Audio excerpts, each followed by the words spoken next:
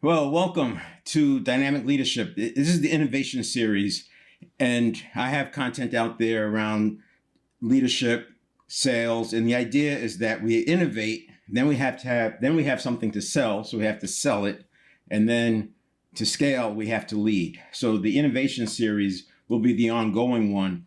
I use a protocol. It's really about asking the right questions, and it's a facilitated model.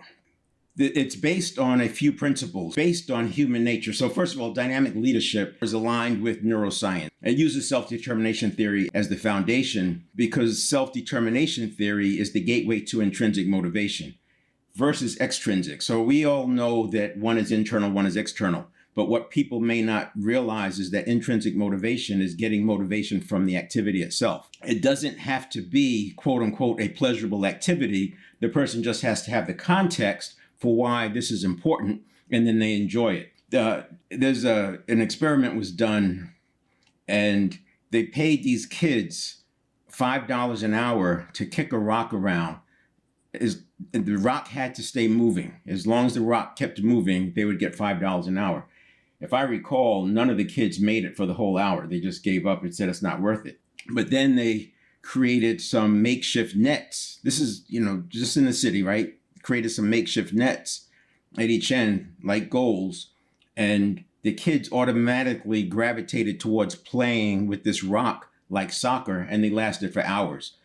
Now that's just an example, but it shapes this conversation around you have to provide the external environment that encourages that intrinsic motivation.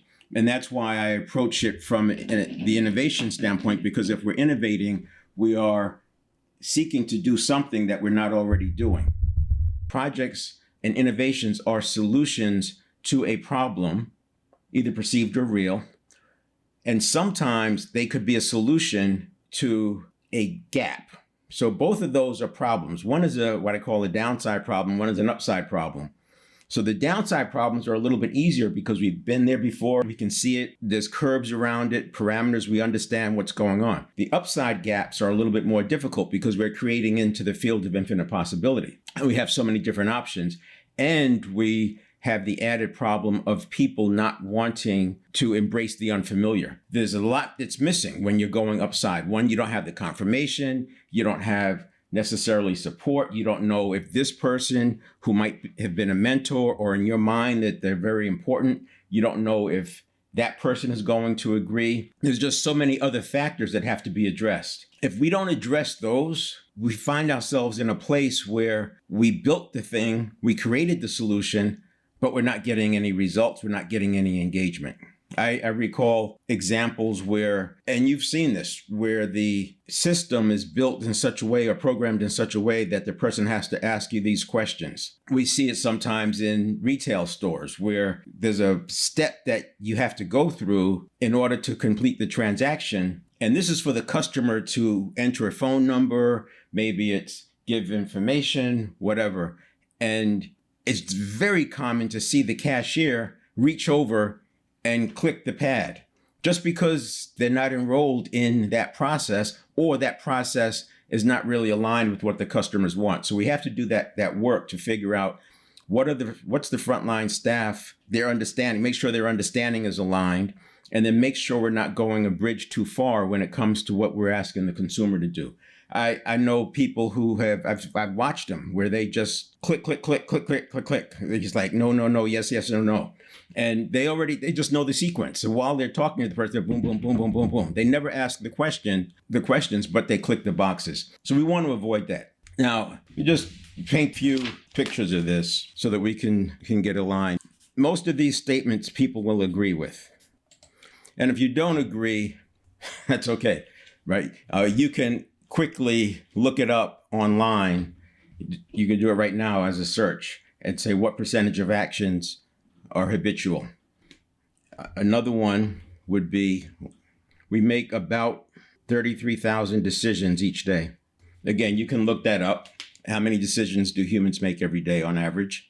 And I would refine this by saying 33,000 plus or minus stimulus response cycles. The reason I do this is here's that we're awake about 65,000 seconds a day, roughly. It's obviously going to be different for different people. That's about a decision every other second, which is very, very fast.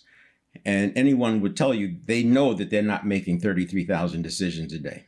Well, that's probably true if you look at it from a conscious standpoint.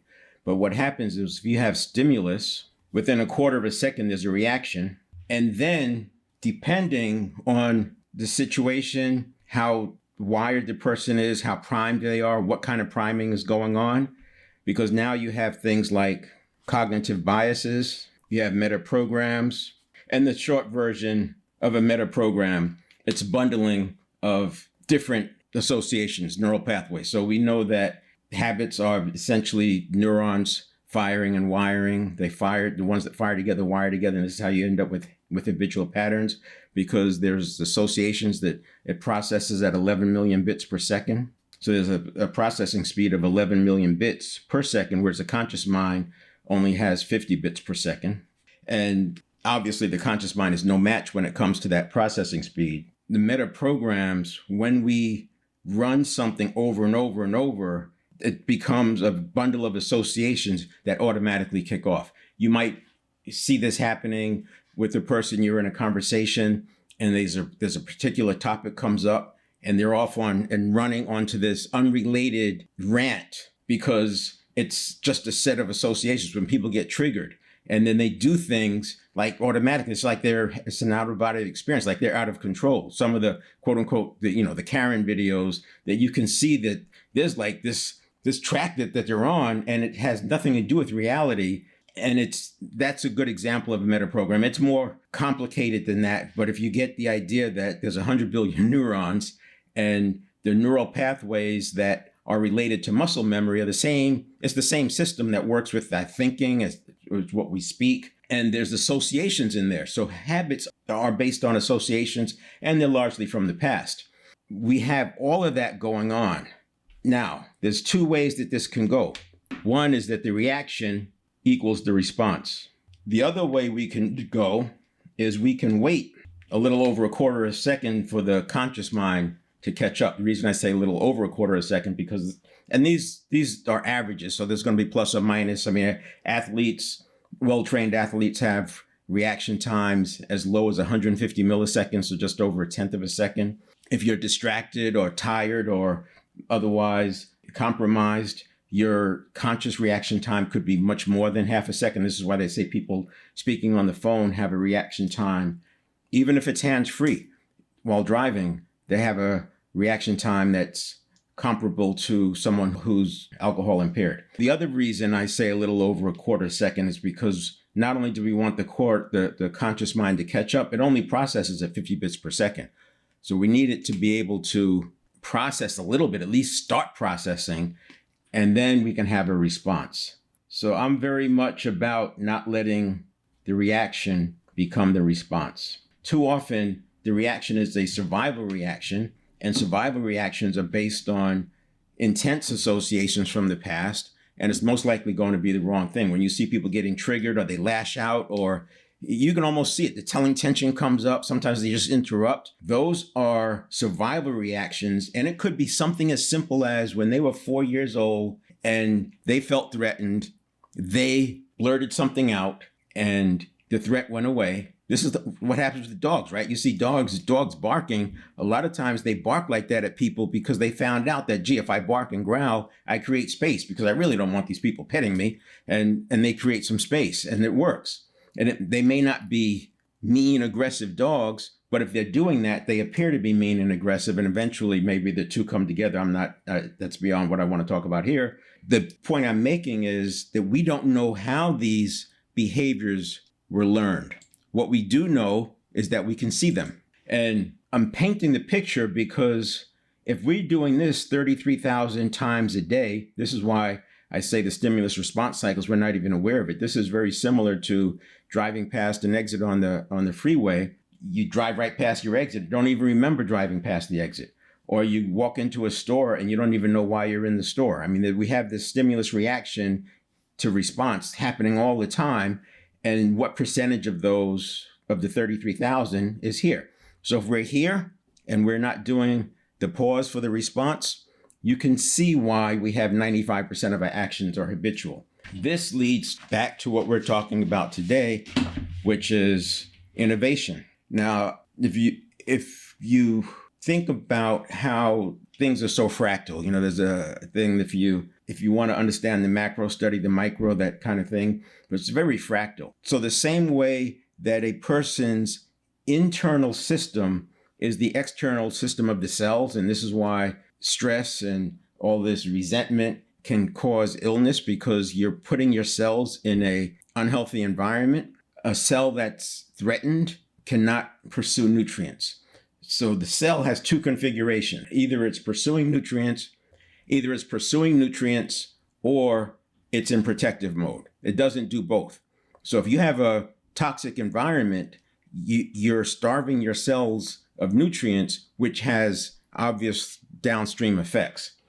Well, similarly, an organization's internal environment is the external environment of the people in it. And if you have toxicity in the environment, which could come from mixed messages, it could come from not listening to people not feeling heard, it could come from perceived threats, perceived transgressions, or real. If you have toxicity in the internal environment, the external environment of the people is now impacted, and then you have challenges inside. So that's on the negative side. It works on the positive side as well. You want to get more from your people, create positive environments. This is back to the self-determination theory and intrinsic motivation. But if we take what we're saying, the 95% is by habit, and we could think of this as, we have this internal zone, we got this little internal zone, and people go through and they're doing their thing up and down, and sometimes they blip up and they get into this zone above here, and then they come back quickly, and sometimes they come down here, and then they come back and they get back into this zone. There's something else that's going on. There's another zone that's up here. And in here, we have reasons, we have excuses, we have stories, limiting beliefs. And a limiting belief, people use that term, they know what a limiting belief is, but you could think of it too as, if I believe that if I do X, Y, and Z, bad things will happen. We may not think of that as a limiting belief because it's not limiting our ability to do something. It's just a complex equivalent that we've said this equals that. And that limits the behavior, and I would call that a limiting belief. So we could just say we have beliefs up there. And you can go on and on. You have the habitual behavior, you have habits, we have incentives and disincentives. And when we have an innovation or a project, we can simplify this. There's two kinds. There's projects that have to deal with falling down here, and now we have a problem and we have to get that fixed. So this is all hands on deck. Let's get it done. This one we've seen, we know what it looks like. We have the parameters. It's a little bit easier to resolve. These are harder because there are a lot of unknown, it's up here. There's a lot of unknown resistance that we have to get through. And as we get into it, as we venture into this, these things show up. Just like I was talking about associations and triggers. We have these reactions and responses and survival reactions, and people are now pushing back simply because they have a belief that says, if I do X, then A will happen. And they don't want A, so therefore they won't do X. And it could be completely false. We can say that if we are investing money and time in a project, that what we want is to move this up. I'm simplifying it, but hopefully you're tracking with me. And we want to move that up, and we want to have a new set. And this means that this is new. These are new behaviors that we need, and this is replace old. These two things have to happen for us to realize what we want to get out of this new project, this change. And so we talk about change management. Too often change management, if you think about a project, and I'll just draw it as a waterfall, even though I know that waterfall projects are not typically the way we're going because of Agile, but just to make the point. So if you have something like design, build, test, implement. Even if you're using Agile, This is happening inside. It's just iterative. So you can do this and keep cycling through because we're actually getting some of the change management done. But the typical way of thinking about change management is we start thinking about it somewhere in here. And I would say that change management needs to start here. And that's why I use the approach that I use and the one I'm advocating. And this is what I talk about with dynamic leadership on the innovation side. Because if we do this on the innovation side, you're more likely to get the intrinsic motivation. You're more likely to have the change management. Your iterative build process will be much more informed, and you already have figured out what your frontline people are willing to accept, and you've done some testing because that happens in here. You don't build until you've done enough testing of the core beliefs of what you're expecting. And now we know that when we move this up here, we know what is needed new, and we know what we need to replace. And then you can have your change management process going along and continually to move up. So you get to your early adopters, you find your mavens, those people who are going to spread the word. You find ways to bring the late adopters, you find ways to bring them in and get some engagement. And you come up with other processes. Maybe people change jobs. Maybe you change the system. I've heard of situations where people change the whole building, part of the reinvention, because they had to break some of those old patterns. Sometimes they move and then some people quit. They don't want to move with the organization. Some people quit. I'm not saying that I recommend that or I'm not advocating that. I'm just saying that change management is a very difficult endeavor unless you start early. And that's the protocol that I like to use. Now, this is what I wanted to do, where I have some people come up on stage. And if I don't get anybody, it doesn't really make sense to go through it because I would be just telling you the questions and answering them myself, and it doesn't make sense. It's really about drilling down, like asking, you've heard of 5 whys, ask why 5 times. That's a whole quality, and it works, right? Ask people why 5 times, and one of the things you can do when you're doing that five whys is you're looking at them, and you can see when you've gone beyond what they're accustomed to answer. Once you get beyond what they're accustomed to answer, you're now into the area that they haven't addressed. Most people agree that we want to do this, but there's reasons it hasn't been done before, and we need to figure out what those are, and you want to do it early. This is why I use a facilitated process to do it. The facilitated process enables people to get this information out in a safe environment. Once you get here and it's already being built, it's no longer a safe environment to speak up. When you're just getting information and you're pre-designed, or at least it feels like pre-design, and it should be pre-designed. It's a blend, right? You don't go from pre-design to post-design. You are designing, and part of that designing is overlapping with pre-design and then post-design. And this is where we want to flesh that information out. And I think we should always be testing, especially now with all the volatility, uncertainty, complexity, and ambiguity going on. If you look at just the geopolitical, the geoeconomic, you look at the technology that's changing. So many things are changing so rapidly. Status quo is never good enough, because if the markets are continuing to rise and the population is growing, if we're status quo, we're just staying even, it's never been good enough. But I say it's even harder now to not be advancing. It's going to have more adverse impact if we're not constantly pushing on that thing. And that's where the innovation comes in. All right, there you go. Feel free to drop some comments in, or you can DM me on LinkedIn or on Facebook, Dynamic Leadership Center, and I'll get back to you.